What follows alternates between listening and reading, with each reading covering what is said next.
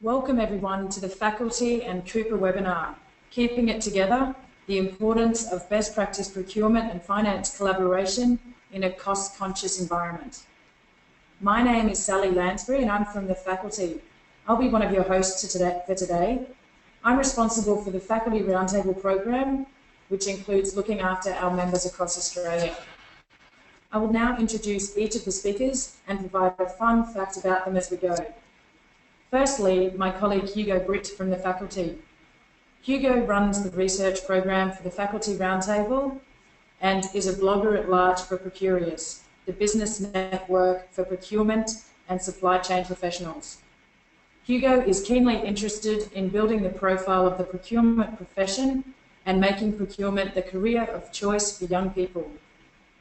A fun fact about Hugo is that he's a keen hiker and once completed a solo trek of 500 kilometres in Italy through the Apennines. Welcome, Hugo. Thanks, Sally. Happy to be here. Next, I'd like to introduce Ashley and Renee from Ausdrill. They're based in Perth, and I'd like to thank them for being here today with us as well. So welcome, guys. Hi, thanks for having us. Good. So Ashley is the Group Contracts and Procurement Manager for Ausdrill. Since 2010, Ashley Carey has led procurement at the Ausdrill Group and oversees all procurement-related activities, direct materials purchasing, as well as sourced products and services. Ashley started out as a hydraulic engineer, working primarily in the agricultural and mining industries, where he was picked up by Ausdrill to focus on cost reductions in all technical categories. In a short time, Ashley had worked his way through the organisation and now sits as the head of procurement for the group, which operates in 8 countries around the world. Ashley has overseen a dramatic transformation within the Ausdrill procurement function, driven primarily by the most dramatic mining industry downturn in a generation. The transformation includes the implementation of a best-of-breed procure-to-pay system, moving toward a fully centralised procurement function, large-scale operation cost reductions, and the completion of a comprehensive supplier rationalisation project. Ausdrill is now well positioned as an industry leader on many fronts in the procurement space, and with an upturn imminent, can take full advantage of its new structure. So as you can see from the picture, Ashley is a keen photographer and he recently built his own house, which is quite impressive. We also have Renee, who is the Financial Group Controller of Operations. Renee is a CPA qualified accountant, currently based in Perth, having completed a degree in accounting and finance at Edith Cowan University. She works extensively in Western Australia and throughout West Africa in the mining services sector. Renee takes a hands-on approach when developing operational-focused financial solutions in the mining and energy services sector. So thanks very much for being here from Ausdrill. Next, and also the fun fact about Renee, as you can see from the image, she was recently kept company by a wild emu while sleeping on a hammock. Last but not least, I'd like to introduce Keaton Miller from Cooper, and he's all the way from San Francisco today. Keaton is the Regional Vice President of Professional Services and Customer Success at Cooper Software for the Asia Pacific region. Keaton has spent a majority of his career with KPMG's management consulting practice, advising his clients on how to better leverage the value of the procurement function. His past experience also includes a successful track record of developing, managing and deploying large-scale global transformation initiatives in the areas of procurement, strategic sourcing, operations, supply chain, finance, and shared services. Keaton has an MBA from the University of Texas School of Business and a Bachelor of Arts from Stanford University. A fun fact about Keaton is that he used to be a professional comedian. So welcome today, Keaton. Thanks, Sally. There's a reason why I'm working at Cooper now. Didn't work out, huh? That's right. Okay, just before we get started, I've just got some housekeeping items that I'd like to hand over to Hugo. For those of you who are first time listening to the webinar, here's a quick checklist of how to participate. You can listen via your computer speakers, and there's a default setting. For best sound, use your headphones, or alternatively, you can dial in via the phone. Contribute. Use your Web Live control panel to ask a question. We'll take some Q&A at the end. So put your questions in the text box along the way, and we can look at these at the end, which will be in about 45 minutes' time. Feedback. It's important to hear your thoughts. There'll be a brief summary and survey that will open at the end of the event, so please take a minute to complete. And finally, and most importantly, we record all our webinars and we'll store this on our Procurious website in the learning section. So that means if your colleague missed out today, they can still access this in the future. I'll also go over some of the main features of how you can participate. You can maximize or minimize the control panel by clicking on the orange arrow, as you can see on the screen. In relation to audio, default is set to your computer mic and speakers, and if you're having trouble with your computer speakers, please dial in via the telephone. And please note, audience members' microphones are muted. However, we do encourage you to submit questions via the question box. Another way that you can participate and interact in the webinar is the interactive polls, and we'll have a couple of these throughout. An image will appear on your screen and we'll ask you to respond, so if you just choose the one that's most relevant, and then we will share the results as we go. I'd now like to hand over to Hugo. Thanks for having me here today, Sally, and I'd like to add my welcome to Renee and Ashley from Ausdrill and to Keaton from Cooper. We're looking forward to hearing their story and gleaning some insights that our listeners can take back to their own organisations. Now, the purpose of this webinar is to focus on two things. Firstly, why it's important to have best practice communication between procurement and finance.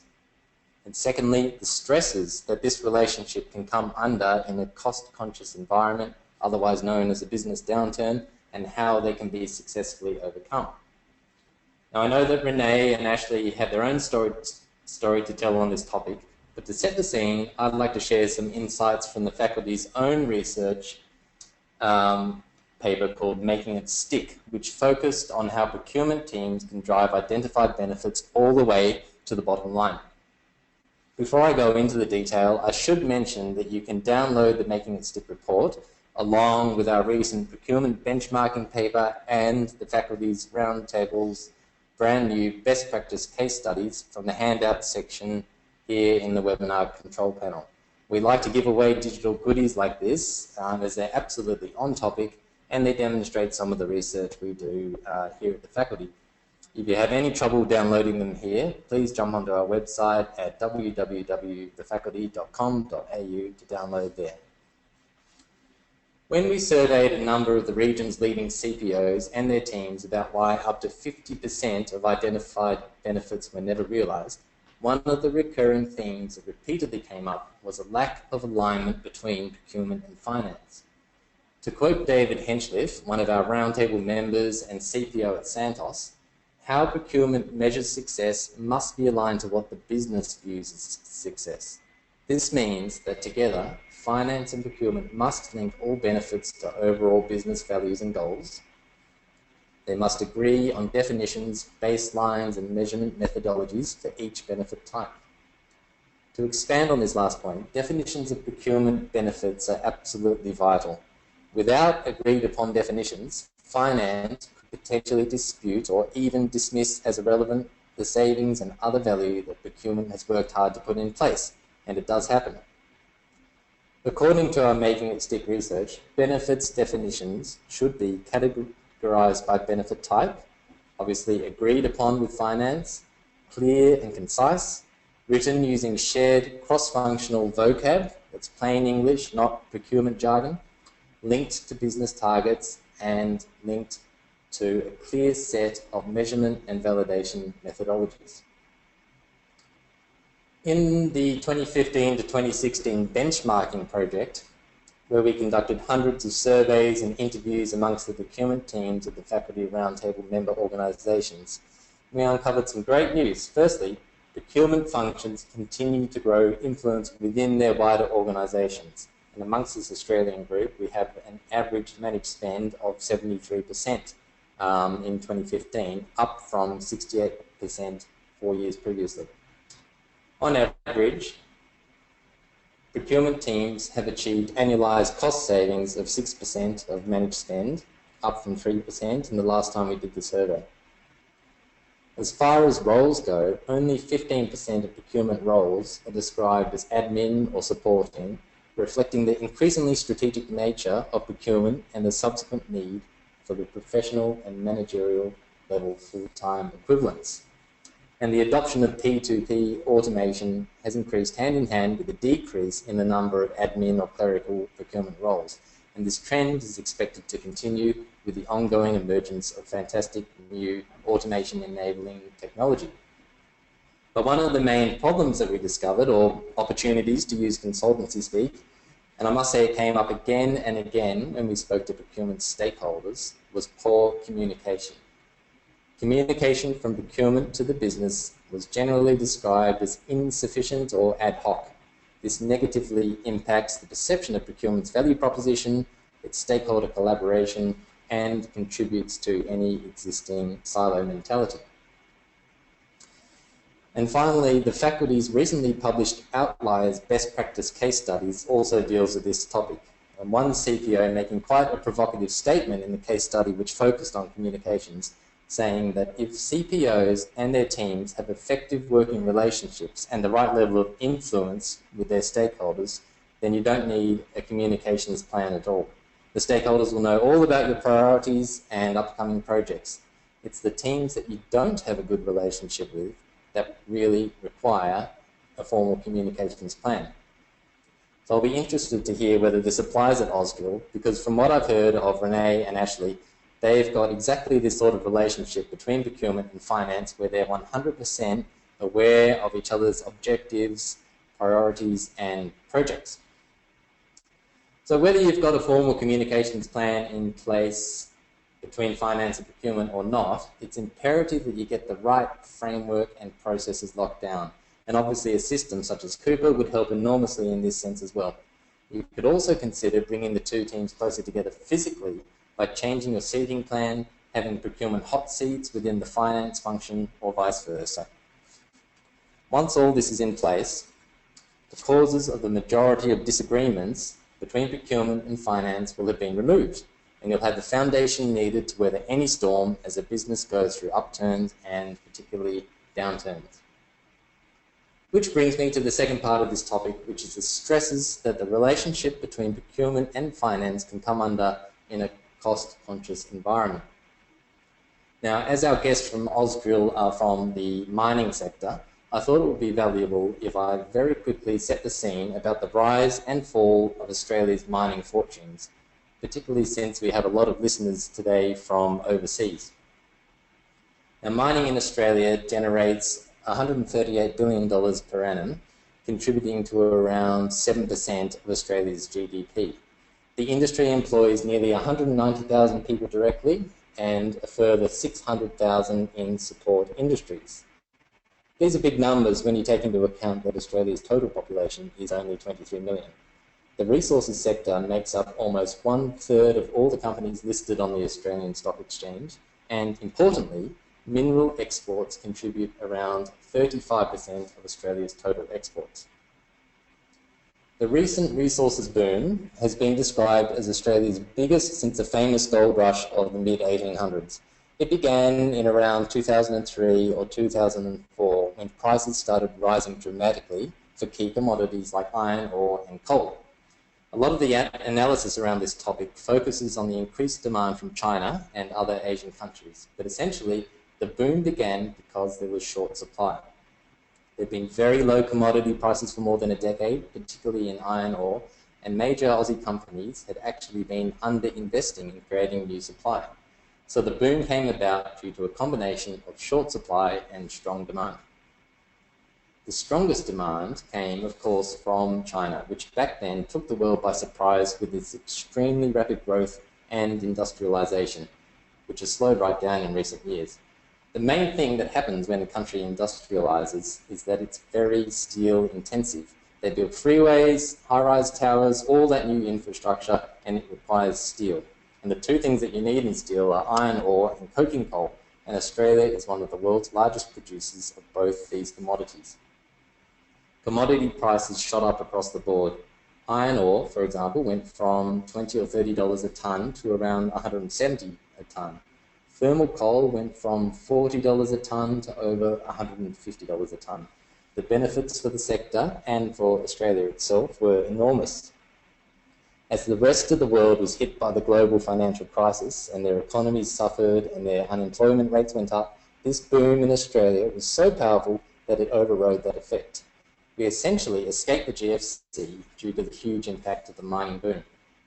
The Australian dollar shot up and at one point was over the US dollar, which is quite rare. The Australian government had a $330 billion revenue windfall. There was a huge increase in mining sector jobs, salaries were enormous, even truck drivers at the mines were getting $150,000 a year.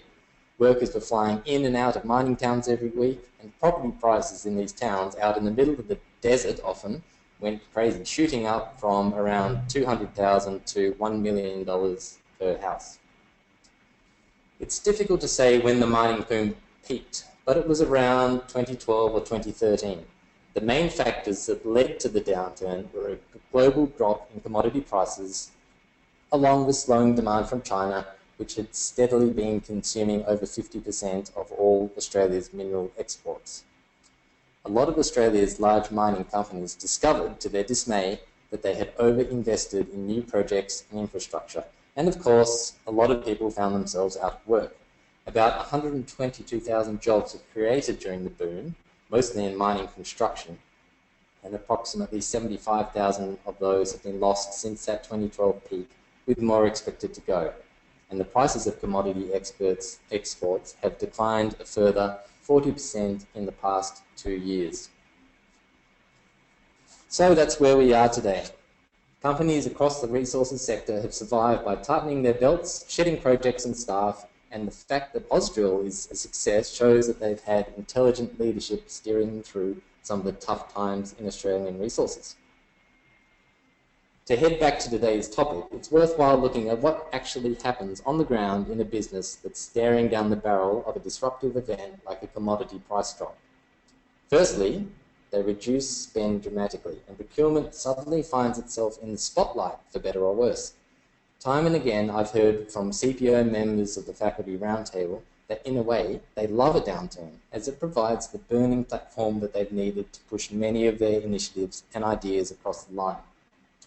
Secondly, business objectives and targets change, and change again, and change a third time. Whether this is the result of a business trying to be flexible, or whether it's just panicking, or whether they're rapidly churning through a procession of CEOs is irrelevant. The question is whether functions like procurement and finance are able to rapidly adapt and change with the business.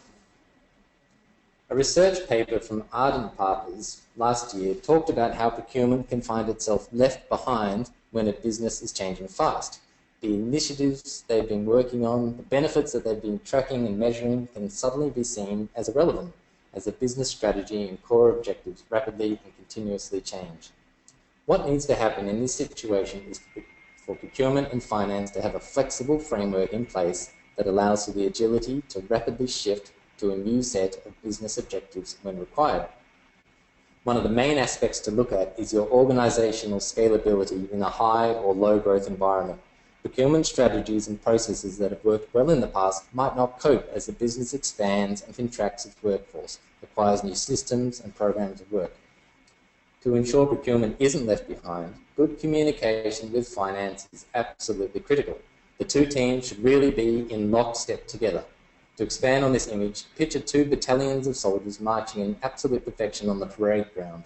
When an unexpected order comes from above to suddenly change direction, you want them to execute a seamless turn, moving as one body rather than dissolve into confused disorder and chaos. That's enough from me, and I'll hand back to Sally to launch the first of our 2 polls before we hand over to Renee and Ash from Ausdrill. Thanks, Sally. Thanks, Hugo. We're just going to be launching the poll now. So if you could actually, this is the interactive part, so you'll be able to actually vote as to which response you think is most appropriate. So during a business downturn, my job becomes A, easier. This is procurement's chance to prove its worth. B, harder, due to rapidly changing business priorities. Or C, the same. Procurement should always focus on cost. So I'll just give you a few moments now to actually choose one of those responses, and we'll have a look at the results before we hand over to Ausdrill.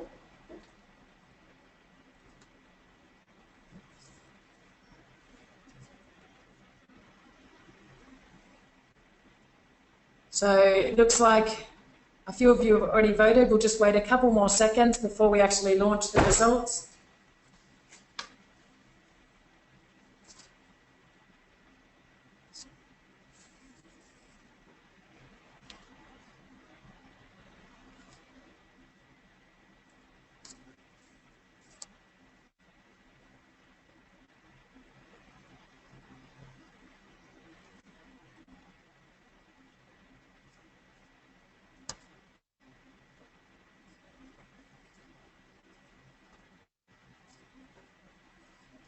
Okay, so the results, as you can see, we've got 32% think it's easier, 41% harder, and 26% think it's the same.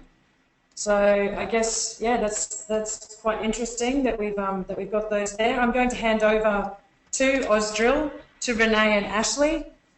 What do you think about those results? Are you surprised?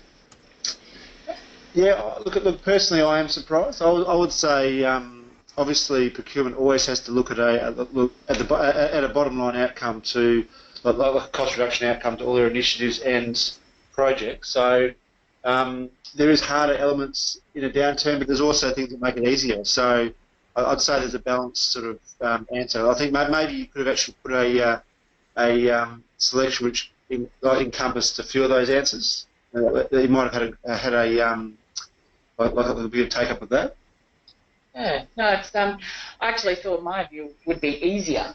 So it's but we were having quite a discussion about it while the people were voting, and it was more about everything comes down to cost in the end, whether it's a better workflow or better processes or better systems. But the main factor, cheaper goods, better service delivery, but it all has a cost or a benefit factor attached to it. So, yeah, quite interesting response. Thanks, Sally.